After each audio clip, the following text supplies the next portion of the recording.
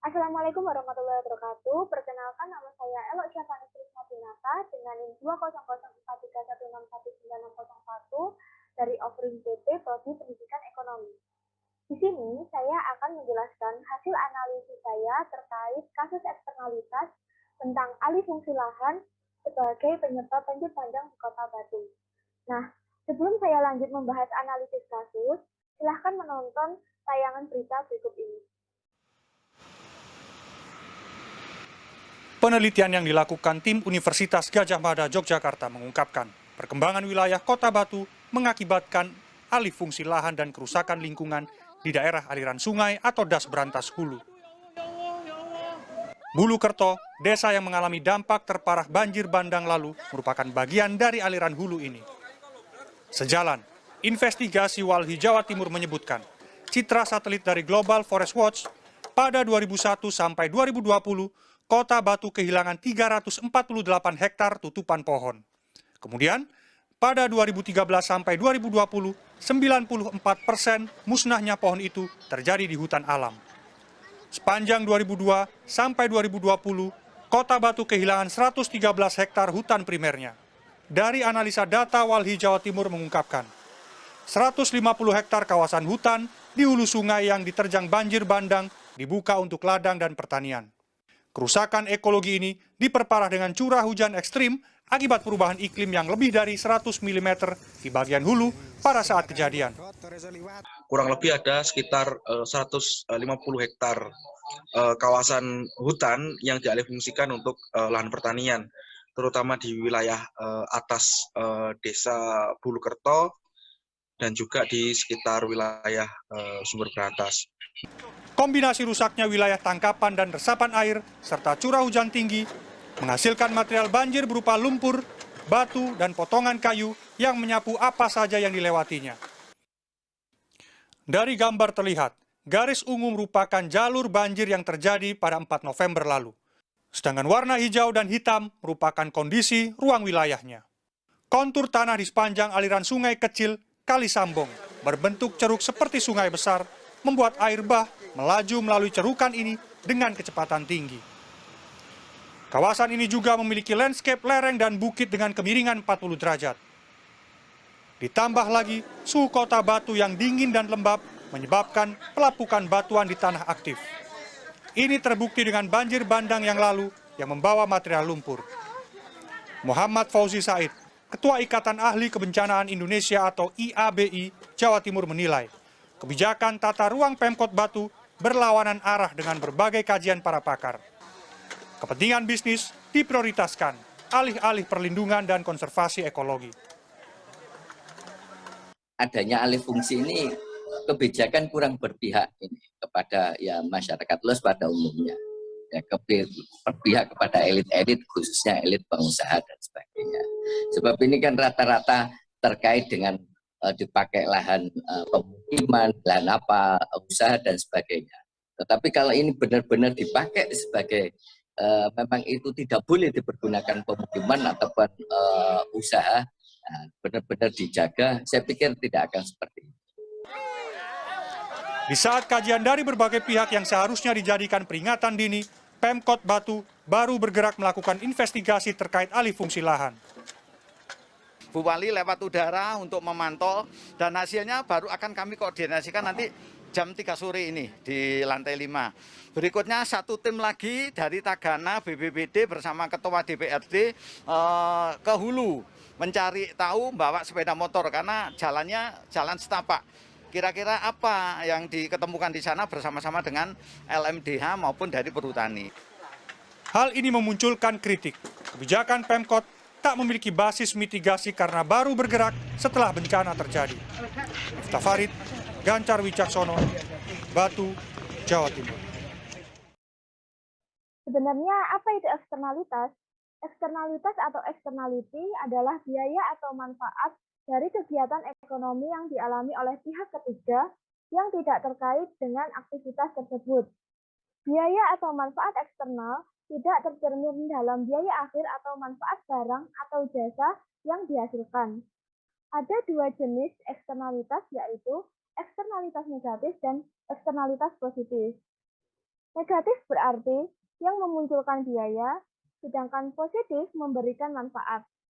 Nah, analisis kasus yang akan saya bahas adalah eksternalitas negatif.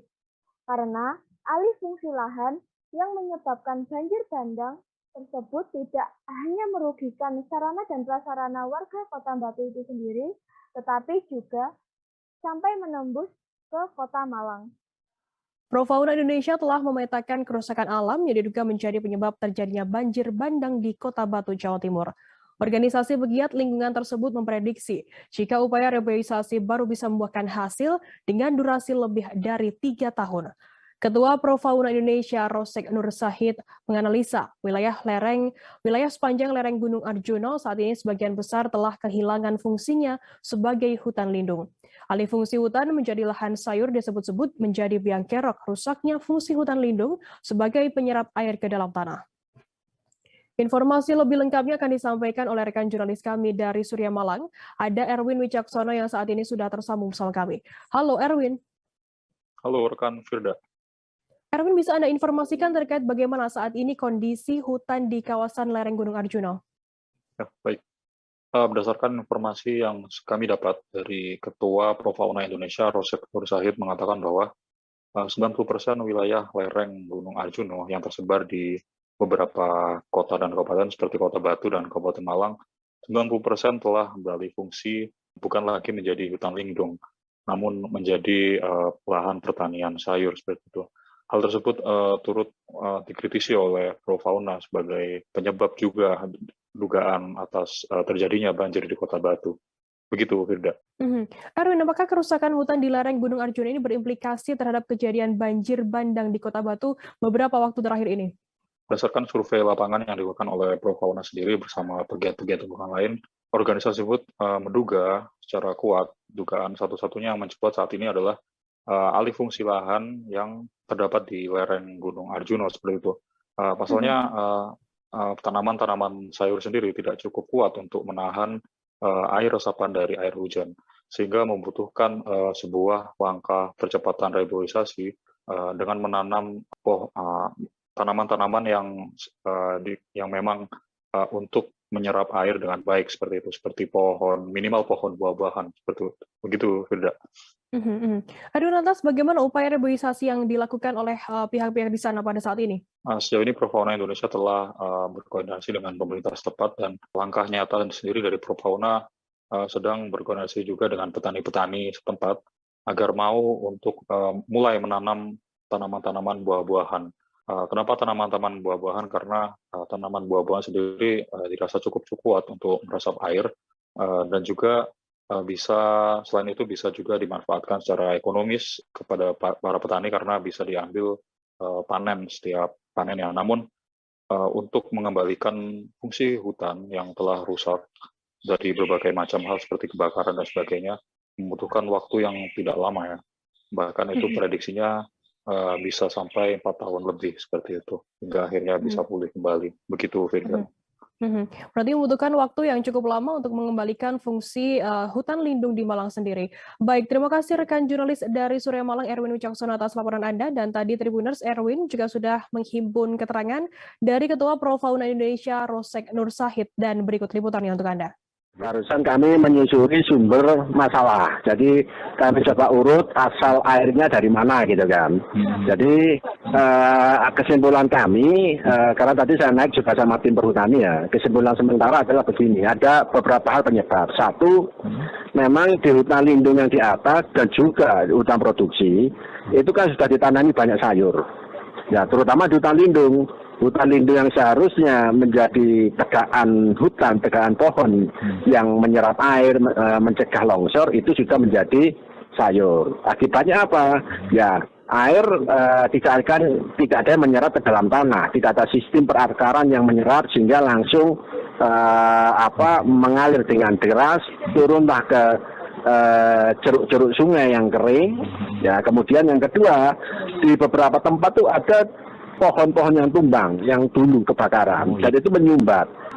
Kesimpulan pokoknya adalah ini tidak terlepas dari fungsi hutan lindung yang sudah melemah, yang sudah berubah dari pohon-pohon kayu, ya, pohon rimba menjadi tanaman sayur. Yang jelas, yang pertama kita akan melanjutkan rehabilitasi. Alih komoditi tanaman sayur menjadi pohon buah-buahan. Itu yang pertama. Kemudian yang kedua, kita akan mempertahankan sisa hutan lindung yang utuh. Jangan sampai itu kemudian dibuka, jangan sampai ada satu pohon pun yang dibunuh atau ditebang ataupun dibakar. Jadi dua itu yang akan kami lakukan. Kelihatannya simpel tapi tidak mudah untuk mewujudkan. Gitu. Terima kasih sudah nonton. Jangan lupa like, subscribe, dan share ya.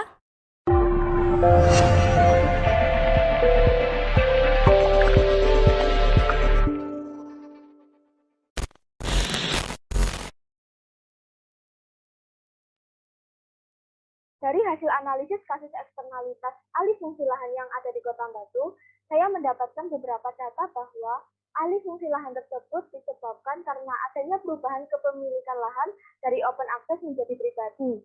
Sehingga pemilik atau pengelola lahan cenderung fokus kepada pembangunan lahan yang menghasilkan keuntungan ekonomi dibandingkan pembangunan yang ramah lingkungan. Contoh alih fungsi lahan yang berfokus pada pembangunan ekonomi di Kota Batu diantaranya hutan lindung yang dialihfungsikan menjadi perkebunan sayur mayur dan daerah resapan air yang dialihfungsikan menjadi tempat wisata. Yang seperti kita ketahui, Kota Batu memiliki banyak sekali tempat wisata yang salah satu tujuannya dibangun untuk memajukan perekonomian Kota Batu itu sendiri.